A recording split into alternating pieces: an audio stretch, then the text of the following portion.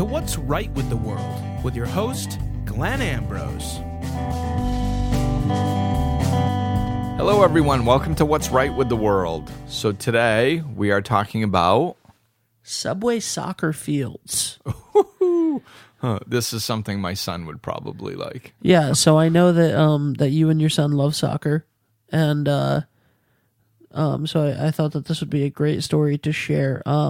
So this actually started a few years ago, but it was just covered. I just found a news article that was recent about it, and it's the reason why is because this great idea is growing. So this article comes from FoxNews.com. And it's out of Atlanta. Atlanta's unprecedented subway soccer field is getting global attention. From the street, the city's 5 Points MARTA station, so the local subway stations, just seems like any other subway stop. But then when you go on top of the building, they have built a soccer field. So Wow. So what they thought was in places like Atlanta, right? Soccer's really expensive. Right. You have to pay to be a part of it. There's field rental, and all of that stuff. And it's on the outskirts of the city. So you have to have transportation to get there as well.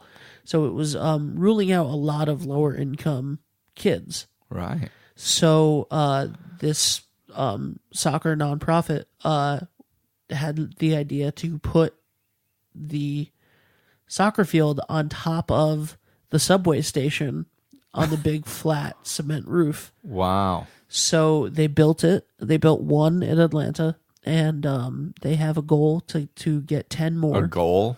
So they have a goal to get 10 more around the city and, in the different neighborhoods as well. And all on top of the subway platforms, so that the subway buildings, so that the kids can use the public transportation that already exists to get to the other fields to play against, other neighborhoods and areas and stuff. And it's really catching on, and a lot of cities are becoming interested in it. Wow, that's a great thing. Like my son grew up playing soccer since he was like 6. So, we've been around, now he's 17, so we've been around it for quite a while. And I grew up in a town that we didn't have soccer leagues that I knew of. I mean, I grew up in a big hockey town in Massachusetts, So it was like, I didn't grow up playing soccer, but, I've been around the kids playing it, and I just think there's so much to learn through sports about, getting along with other kids, teamwork, plus the physical activity aspect of it, staying in shape, and just having something structured to go to. And I got into a lot of trouble when I was younger, but No. I know. But like during football season, I got into the least, like when I was in high school. And even in the summer times and all my spare times other than that, I was always playing sports, basketball and baseball. And if I didn't have that stuff with all that energy and mischievous I had in me, it's like, it was, and I understand that sports aren't for every kid, but for the ones that do enjoy it, I think they really should be able to be exposed to it. And I think soccer is a great thing because it is a lot of running. It tires them out, so it's good physical activity. They've actually shown that kids do better in school when they're playing sports. It helps burn off that nervous energy, and they can focus on their work more too.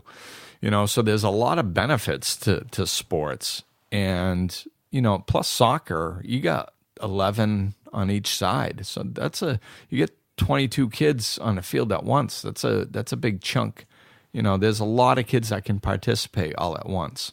So I think it's just perfect, and the thinking like, hey, we've got this big space, and transportation is a problem, so it's just, I love the creative thinking and the problem solving that we're seeing in this world. It's inspirational. The nonprofit is called Soccer in the Streets, and so they're trying to, they're looking at the 5 neighborhoods in Atlanta that are a little like segregated, like not purposeful. I don't know. I don't want to get into that, but they have like a subway station that's mostly in an African American neighborhood and mostly a Hispanic neighborhood and mostly a refugee neighborhood and stuff. And they're trying to get those to have stations.